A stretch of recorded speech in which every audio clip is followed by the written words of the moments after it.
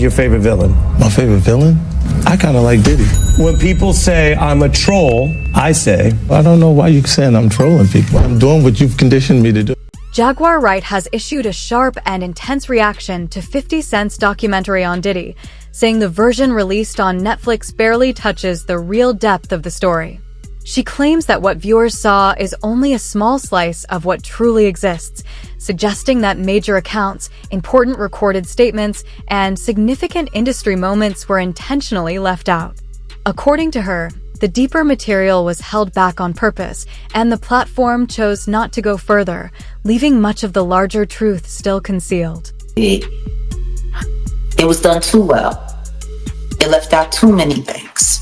So can you speak on Curtis Jackson? 50 Cent said that this is the first one.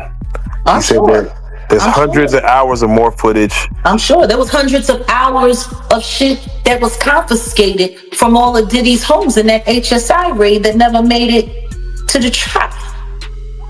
I wonder where. Jaguar Wright has released a powerful new interview where she says she uncovered what was left out of 50 Cent's documentary, explaining that after watching it, she reached out to Gene Deal, someone who worked closely around Diddy and understood the environment better than anyone else. As a former security insider, Gene says he witnessed troubling behavior, pressure, protected circles, and situations that were quietly managed behind the scenes, which made his absence from a project presented as a major reckoning feel impossible to ignore. According to Jaguar, speaking with him revealed deeper context and details that she believes were intentionally left out, suggesting that the full picture was softened for audiences instead of showing everything that was truly there. Would you call the documentary educational, informational, entertaining? What would you say this documentary? Gaslighting. Gaslighting. And it's sad because there's a lot of stuff in there that's true. But there's a... Jaguar Wright says the timing of the documentary's release and its reliance on familiar stories immediately signaled that something wasn't right, arguing that it wasn't created to uncover truth, but to manage how the story is seen. She explains that by reusing old clips, repeating known incidents, and focusing on narratives the industry had already grown comfortable with, the film didn't reveal anything new. Instead, it redirected attention, shaped public perception, and helped keep the deeper, more critical information out of sight. No, I agree. Like, that's the thing. The story's not even being told. Because in order to tell the actual whole story, you would have to include everyone that is involved. But no. This is about saving the industry and blaming it all on Diddy. Saving the industry and blaming it all on Diddy. Okay, Diddy's going to jail. He's going to do his time. I don't know what that appeal is looking like right now. Because see, the one thing that all of this documentary shit is doing is definitely fucking up his possibility for an appeal to get out early. Especially with the judge and them and the appeal board having to look at the footage of him sitting there with Mark Agnifilo, pretty much working on how to fix the trial.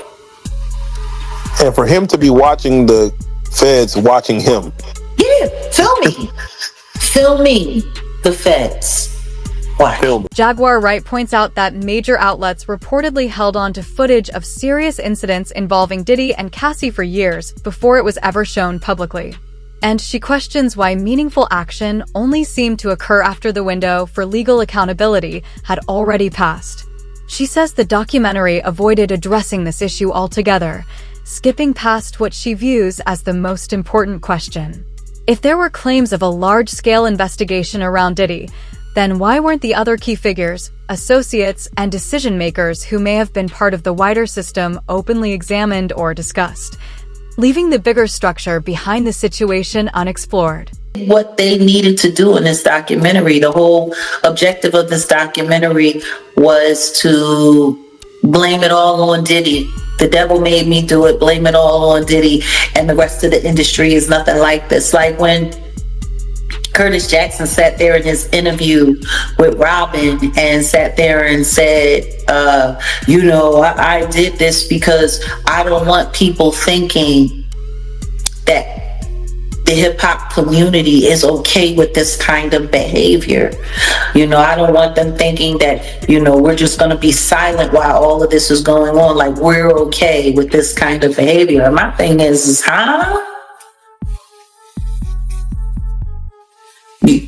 So now you speaking for all of hip hop, and all of hip hop is uncomfortable with this.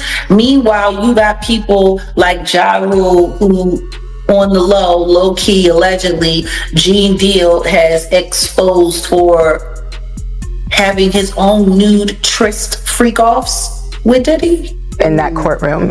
Do you think that hip-hop culture was on trial as much as Sean Combs was? Look, if I didn't say anything, you would interpret it as the hip-hop is fine with his behaviors. There's no one else being vocal. So you would look at it and just say,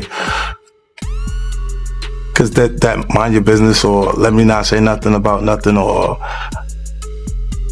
those things, it would allow the entire culture to register as if they're for that behavior. If Sean Combs watches this, what do you think he's going to feel? Like, wow, this is amazing. I think he's going to say this is the best documentary I've seen in a long time. Because you'll see people saying that. He may feel a different way about pieces and bits of it, but Jaguar Wright questions the documentary's biggest selling point, the so-called unreleased footage that 50 Cent claimed to have obtained, pointing out that when the project was first announced, he reportedly didn't even have access to it. She argues that this timing raises serious doubts about how he knew what was coming before events surrounding Diddy even unfolded, suggesting that the situation felt coordinated rather than organic. According to her, this makes the documentary look less like an effort to inform viewers and more like a carefully shaped production where certain elements were emphasized to guide attention, creating the impression that the audience was being directed toward a story instead of being shown the full, unfiltered reality. He announced he was going to be doing the documentary December 2023 with Netflix. And the star footage that you use to get people to re-upload or resubscribe to Netflix to make this the #1 in their TV shows division for almost 2 weeks straight, beating out Stranger Things. How much stranger is that? I'm not backing. This footage didn't even exist when you said you were going to be doing this documentary. So we've got a videographer, a road videographer that has this very, very, very explosive, very explosive footage of him literally sitting on camera, planning how to go after survivors, how to poison the jury pool, how to fix his trial in advance before he's even arrested. I mean, like, is anybody not forgetting when Mark Agnifilo was sitting there talking to the sons in the hallway, and they're sitting there filming, and he's sitting up there. Yeah, well, see, what we got to do is we got to go and we got to put countersuits on all of these people. We have to create lawsuits ourselves. He's sitting there talking about creating lawsuits to affect public perception. Gene Deal ultimately chose not to participate in the documentary once he realized that 50 Cent didn't actually have full creative control over the project. He was the one who held key records and first-hand insight. And after a lengthy conversation with 50, it became clear to him that decisions about what footage could be used, how compensation worked, and which accounts would be allowed into the final cut were being directed entirely by Netflix and the production team.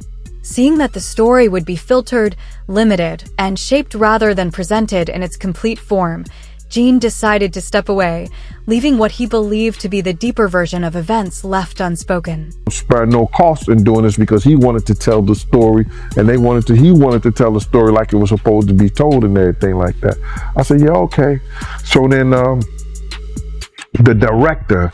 I gotta get her name, man, because it don't even sound. I want to put her on blast because she was telling me, you know, she was saying to me that what I was asking for was crazy, and they wasn't spending money like that. I'm talking about you got footage, you got clothing, you got. I was doing footage. I had pictures, all the stuff that I had. You know, you could figure out a way to pay a brother and stuff like that. And then I was telling her about some prices that I've already received, and I had the invoices to show it. And then she was calling me like I was lying. I'm like, yo, who do you think you talking to? You know what I'm saying? And she was talking about, you know, there's no way nobody paid. Nobody what? I say, first of all you people come with these documentaries and stuff. The first thing you tell me, y'all tell these people out here that y'all don't pay, and y'all pay. You give, if you could make a picture look like $10,000-$15,000, you know what I'm saying? You can sit here and tell me that you're gonna pay me for my time sitting right down here with y'all. You understand? So then, you know, one thing led to another, and I was like, yeah, all right, well then, you know, F you, you know, I spoke to 50, and then she said 50, and this is exact words that came out her mouth. 50 does not determine what goes in and go out of this documentary. And he definitely don't pay. He determine what somebody get paid. It's not his documentary like that. I was like, oh, so if it's not his documentary and I spoke to him like that, I don't need to be doing nothing with you because I'm doing this on the strength of him. But you gonna pay me if the 50 didn't have the power to do anything, but they using his name to like push the whole documentary. And that's what it was about. So that's why you don't see a cameo other than the pictures they used of me on the film in the documentary. I got like 3 or 4 pictures in the documentary that I've seen of myself. You know, some people say they saw more, but I know three different times where I was certain places that you could actually see me in the documentary, and that's the only thing you're going to get. But the stories that they told in the documentary, bro, come on. They could have went a whole lot deeper. They could have did. Gene Deals supported everything Jaguar Wright claimed and made it clear that he wasn't simply sharing opinions. He had long kept material to back it up, including recordings, photos, documents, and records gathered over many years. He says he provided this to the production team, but when he requested fair compensation for his time, effort, and the resources he contributed, his concerns were dismissed. According to Gene, it became obvious that they weren't truly focused on presenting the full story. They only wanted someone to appear on camera long enough to fill space, keep viewers engaged, and prevent deeper details from ever reaching the audience. Diddy leading up to him getting arrested, and how you feel about all that, man? Well, what I feel about the documentary, they left a whole lot of key things out. If they was going to do something and they're going to say in the reckoning of Sean Combs, the reckoning, or Diddy, the reckoning, and stuff like that, it should have been a lot of people that we lost because of him. You know what I'm saying? It wasn't only Big, it wasn't only Tupac. You understand? For the atmosphere that he put those kids in, you got a guy named Anthony Wolf Jones, who was from Bad Boy from its conception as doing security and being one of the financiers of Puff having to have some money to keep Big and Craig Mack around before he got to Clyde Davis. You know what I'm saying? They wasn't able to tell that story because they didn't have no intel on that story or what went down, or they didn't do their investigations right, which he also led up to the reason why Wolf ain't here today. You understand? They didn't tell that story. They didn't tell a story about Jessica Rosenbaum, who was at the City College. Jaguar Wright and Gene Deal suggest that some of the material shown in the documentary could have carried serious legal weight, claiming ING that even Diddy's own legal team was unaware that certain conversations had been recorded. They argue that if a jury had seen evidence implying attempts to influence or sway public perception around the case, it might have strengthened federal investigations. What makes the situation more concerning, they say, is how the film appears to reshape the story of how that footage was acquired, leaving viewers uncertain about what was authentic and what was selectively framed and keeping the full context out of reach. Imagine if they had had any testimony from Little Rod and the footage that he had from that incident, that firearm incident where the guy G was damn near mortally wounded and was losing his life, and the footage that he had from that. Can you imagine if that had been shown to the jury? I can, oh man. Like, why not?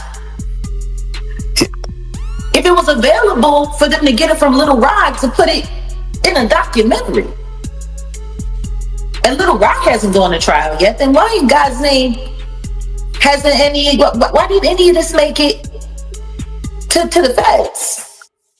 That's a great question. Why didn't they even subpoena or talk to? 50, Curtis Jackson announced in December of 2023, after Cassie's lawsuit came out, that he was going to be doing his own documentary.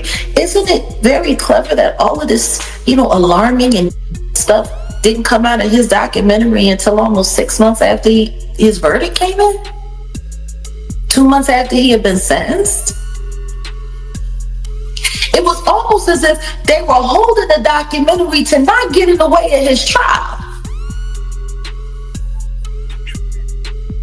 Like, that's the thing that's tripping me out when it's coming to all of this Curtis Jackson praise that's coming on. And there's a lot of people. If he didn't get paid, usually it's like 90 days before you start, you got to put in an invoice and all of that stuff. Like, his business machine was still businessing.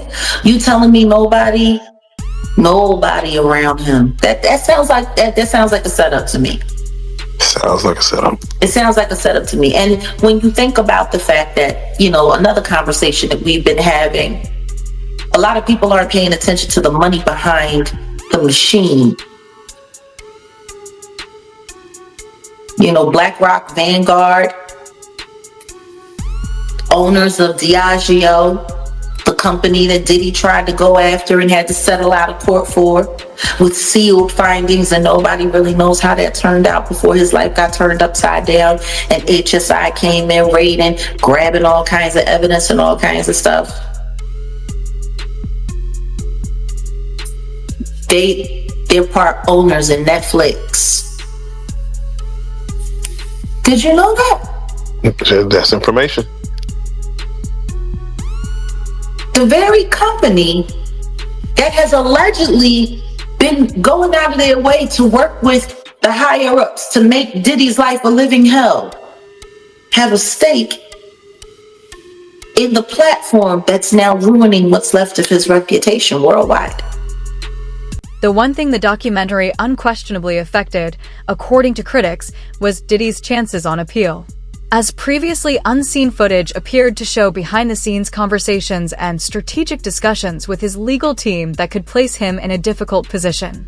The situation was further complicated by claims that some calls with his attorneys had been recorded without their awareness, leaving members of his legal team frustrated about sensitive conversations being revealed publicly and creating the impression that the release of this material had serious implications far beyond the documentary itself.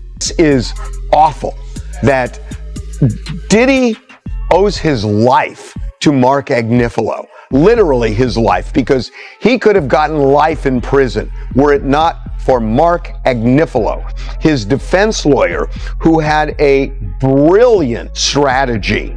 And Diddy screwed him over when he hired this videographer to chronicle his life without telling Mark Agnifilo that when Diddy and Mark were on the phone, this videographer was recording what Mark clearly expected to be an attorney-client privileged relationship.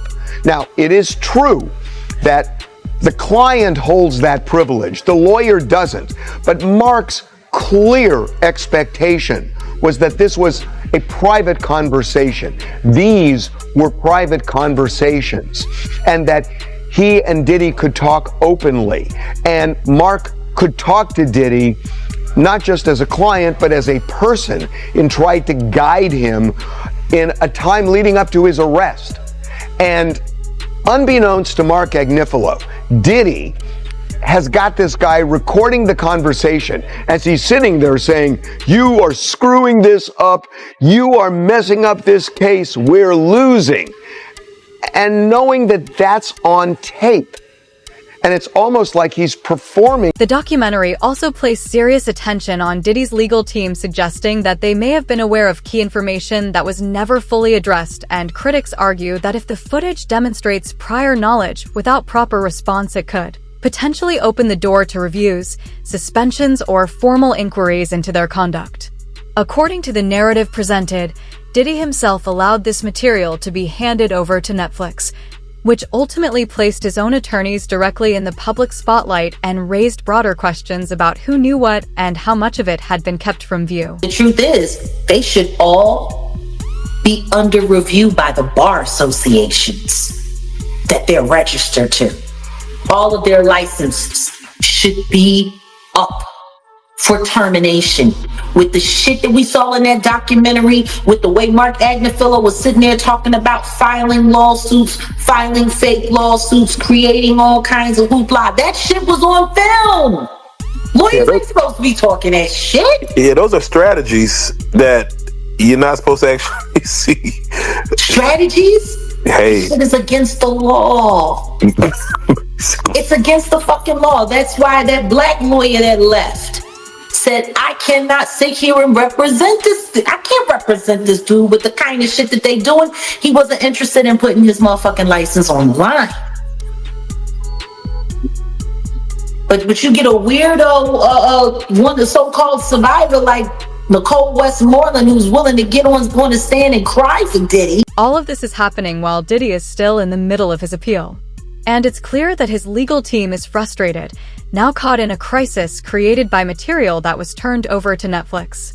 Instead of strengthening his position, the situation has placed his attorneys under pressure and scrutiny at the very moment they're trying to defend him, leaving them to manage the fallout from a storm that emerged from within his own circle rather than from outside forces. Appeal from hip-hop mogul Sean Diddy Combs. His defense team is seeking his immediate release from federal prison, calling his 50-month sentence on charges of transportation for prostitution excessive. CB Cotton has the details live from our New York newsroom. Good to see you, CB. Hey, Lydia. Well, once one of the most powerful names in hip-hop, Sean Diddy Combs is now behind bars at that federal facility in Fort Dix, New Jersey, but his legal team says he should have never been sent there for this long. So on Tuesday, in an 84-page filing, Combs' attorneys asked a New York federal appeals court to immediately release Combs and send the case back for a new sentencing or grant him an acquittal. In July, a jury found Combs guilty on 2 counts of transportation to engage in prostitution and acquitted him of the most serious charges, racketeering conspiracy and sex trafficking. In the fall, the judge then sentenced Combs to a little more than 4 years behind bars, citing testimony from former girlfriends who said they felt pressured to participate in drug-fueled sex parties with male escorts called hotel nights or freak-offs. But the rapper's lawyers argue this sentence was punishment for crimes that the jury rejected. They wrote in the filing, quote, "He sits in prison today serving a 50-month sentence because the district judge acted as a 13th juror. The judge defied the jury's verdict and found Combs, quote, coerced, exploited, and forced his girlfriends to have sex and led a criminal conspiracy." And according to critics, it's no longer just Diddy's appeal that appears to be at risk. His legal team is now personally caught in the aftermath as well. The documentary is framed as having placed heavy pressure on both him and his attorneys, putting them under direct scrutiny and exposing them to potential professional consequences. That's why, as reported, they are urgently pushing back against the project, moving to have it removed and issuing a cease and desist notice, while warning of possible legal action against 50 Cent and Netflix valued at more than $1 billion. Sean Diddy Combs trying to stop the release of a Netflix docuseries due out today. We have to find somebody that'll work with us that has dealt in the dirtiest of dirty business. The series contains never-before-seen footage of Combs debating strategy with his lawyers in the days leading up to his arrest in New York last year. I am going to let you professionals look at the situation and come back to me with a solution. It also includes video of Combs greeting fans in Harlem. Off my back, Lord, you win. I'm gonna win. Lord, you win. Be with it. I'll accept it. And then saying this about the interaction moments later. I need some hand sanitizer. Hold on. I got it. I've been out in the streets amongst the people. Yeah, I gotta take a bath. Like the amount of people that actually I'm coming in contact with, like that's what I have to do. You know what I'm saying?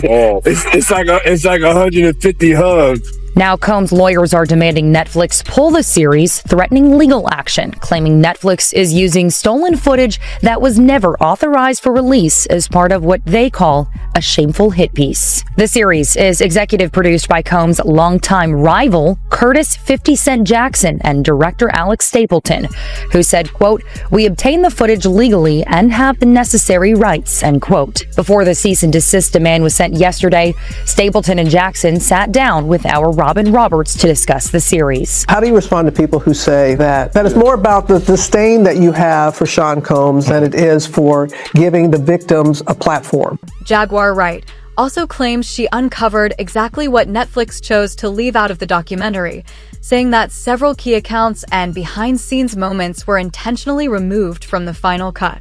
According to her, these omitted details included material that could have changed how viewers understood the story. And she believes those decisions were made to soften the impact and keep deeper revelations from coming to light rather than allowing the full picture to be shown. I'm like, okay, more footage is coming out. Great. Who y'all gonna cut out? Who y'all gonna edit out this time? Like, cause that's what I'm gonna be looking for. I'm gonna be looking for all of the shit that they cut out. If the complete and utter truth comes out, three things happen. The entertainment industry collapses completely. Millions, possibly billions of advertising dollars don't get made. People go broke. Companies go under. That's why they fucking hate me. Not because I'm telling the truth on people, because I'm telling the truth about the system. And I'm showing people the reality that the only thing that matters is that dollar. These entities, these companies, they don't care about none of these people. They don't care about none of these victims. They don't care about the perpetrators. They don't care about the prey. Shit, half the time, they're encouraging the predator. They don't care. It's all about the money. Gene Deal had already issued similar warnings months earlier, saying that Diddy relied on influence and connections with other powerful figures to shield himself from scrutiny. According to Gone and Jaguar Wright, the situation was never just about one individual. It was about the high-profile names linked to the environment around him, many of whom benefited from staying silent or were quietly protected behind the scenes. They argue that these deeper associations were the very details viewers expected the documentary to confront. Yet, those identities and the broader network surrounding the story were left untouched and never fully explored.